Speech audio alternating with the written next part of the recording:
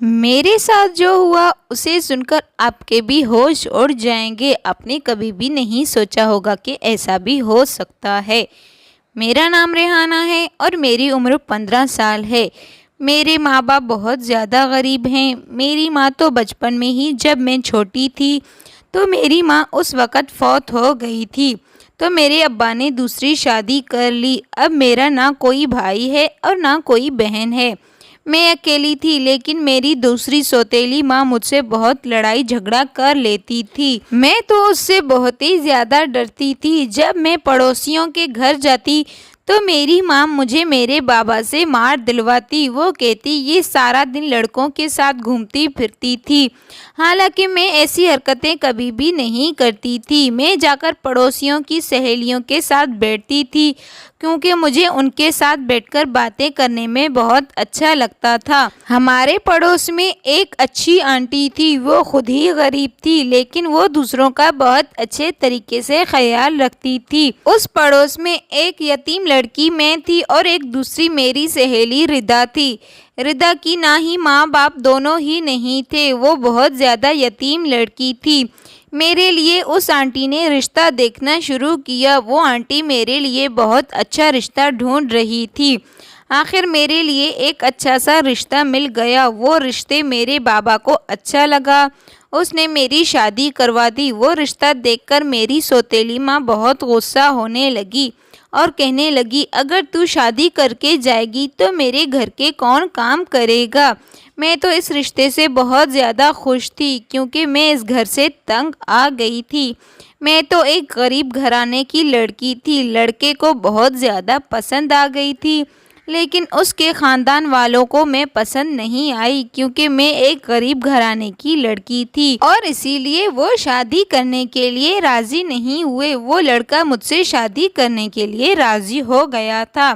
اس لڑکے کے ماں باپ نے کہا اگر تم اس لڑکی سے شادی کرو گے ہم تم سے سارے رشتے ناطے ختم کر دیں گے۔ اس لڑکے نے کہا ہاں یہ لڑکی مجھے بہت اچھی لگی ہے، میں کسی بھی طرح اس کے ساتھ شادی کرنا چاہتا ہوں۔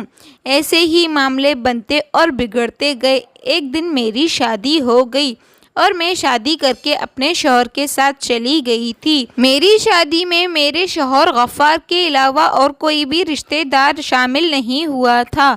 میری شادی بالکل سادگی سے ہو گئی تھی، پھر بھی میری شادی بہت زیادہ خوش تھی۔ میری ماں کہنے لگی دیکھنا چند ہی دنوں میں تیری طلاق ہو جائے گی کیونکہ وہ لڑکا بہت ہی امیر ہے اور تو ایک غریب گھرانے کی لڑکی ہے، وہ تجھ سے نفرت کرے گا، وہ تجھے کبھی بھی محبت نہیں کرے گا۔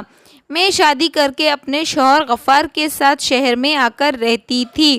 میں تو ایک گاؤں کی معمولی سی لڑکی تھی، مجھے شہر کے بارے میں کچھ بھی معلوم نہیں تھا، اسی لیے میں بہت زیادہ ڈرتی تھی۔ جب شہر میں آئی تو مجھے بہت ڈر لگتی تھی۔ میرے شوہر اپنے کاروبار میں مصروف رہتے تھے، وہ مجھے اتنا زیادہ ٹائم بھی نہیں دیتے تھے۔ جب میں شہر میں آ کر رہنے لگی تو میرے سسرال والوں میں سے کوئی بھی میرے ساتھ شامل نہیں تھا کیونکہ میری ساس تو میری شادی سے خوش نہیں تھی، وہ ناراض ہو کر اپنے دوسرے بیٹوں کے ساتھ رہنے لگی تھی۔ ابھی میرا شوہر اکیلا ہی رہتا تھا۔ مجھے امید ہے کہ میری شادی کو 8 مہینے گزر گئے تھے کہ میرے شوہر گھر سے باہر ہیں، یہیں رہ کر رات کو گھر واپس آتا تھا، اسی لیے میں گھر میں اکیلی بور ہو جاتی تھی۔ اب ایسی ہی حالت میں تنہائی مجھے کاٹتی تھی، گھر میں میرے ساتھ کوئی بھی نہیں تھا۔ پھر میرے شوہر غفار نے کسی کام سے شہر سے باہر جانے کا ارادہ کیا۔ میں نے ان سے کہا گھر کا کام تو میں کر لوں گی لیکن باہر کا کام نہیں کر سکتی، باہر تو کوئی نہ کوئی باہر کا ملازم رکھو جو باہر کا کام بھی کرے اور گھر کے کاموں میں میری مدد کرے۔ بولا ہاں ٹھیک ہے، تم بھی تھک جاتی ہو، گھر کے سارے کام اکیلی کرتی ہو۔ پھر اگلے ہی دن میں نے ایک نوکر کا بندوبست کیا، اس کا نام زہیب تھا، وہ 18 سے 19 سال کا نوجوان لگتا تھا۔ ایک دن جب میرا شوہر جا رہا تھا اس نے زہیب سے پوچھا اس کا خیال رکھنا، جب تک میں واپس نہیں آؤں گا وہ سب کا خیال رکھے گا۔ میں اپنے کمرے میں تھی اور نوکر زہیب دوسرے کمرے میں تھا۔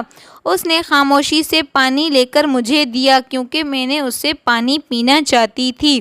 میں نے اس سے پوچھا تمہارا نام کیا ہے؟ اس نے کہا میرا نام زہیب ہے۔ تم نے کبھی کسی سے پیار کیا ہے؟ وہ چونک کر بولا نہیں میڈم نہیں۔ میرے نام سے وہ تھوڑا بے چین لگ رہا تھا لیکن میں نے دیکھا وہ بہت معصوم ہے، جس سے میں نے اسے بتایا کہ وہ ہچکچا رہا تھا۔ میں نے اسے کہا تم بہت اچھے انسان ہو۔ اس نے کچھ دیر کے بعد پوچھا تم اب بہتر مسکرا کر۔ اس کے بعد وہ واپس کمرے میں چلا گیا۔ میں بار بار نوکر زہیب کے بارے میں سوچتی رہی۔ میں نے سوچا میں کچھ کروں گی، آج وہ میرے قریب آ جائے۔ میں نے اسے بلایا اور کہا پلیز یہاں آؤ، اور وہ فوراً آیا اور پوچھنے لگا کیا ہوا؟ میں نے کہا میری ٹانگیں بہت درد کر رہی ہیں۔ کچھ دیر خاموش رہا اور پھر بولا ٹھیک ہے۔ وہ میرے پاؤں کی مالش کر رہا تھا۔ میں اس کی آنکھوں میں ایک عجیب سی معصومیت تھی۔ میں نے کہا تم بہت اچھے ہو۔ اس نے اپنا کام جاری رکھا۔ کچھ بھی ہو میں نے اس کا کام جاری رکھا۔ پھر کچھ دیر کے بعد اس نے پوچھا اب آپ کیسا محسوس کر رہی ہیں؟ میں نے کہا اب بہتر ہے، آپ کا شکریہ۔ اس نے مسکرا دی اور چلا گیا۔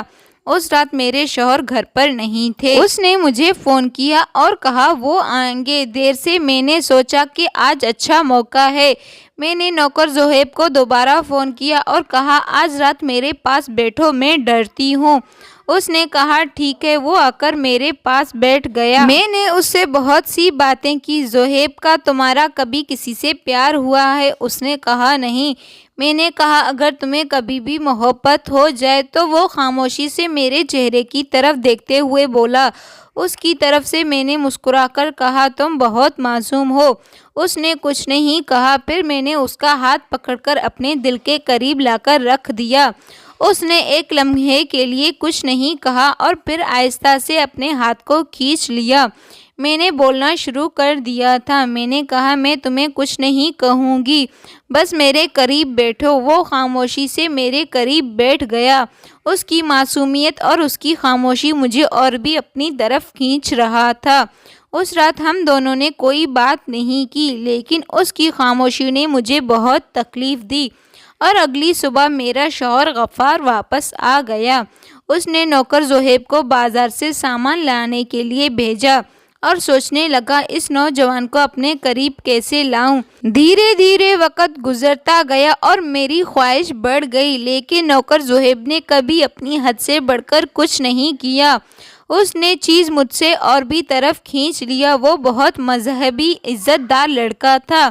ایک دن میرے شوہر غفار نے کہا نوکر زہیب تم بہت اچھا کام کر رہے ہو، اب میں کیا کروں گا؟ آپ کو اپنی دکان میں کام کرنا سکھاؤں گا۔ زہیب نے میرے شوہر کے ساتھ کام کرنا شروع کر دیا۔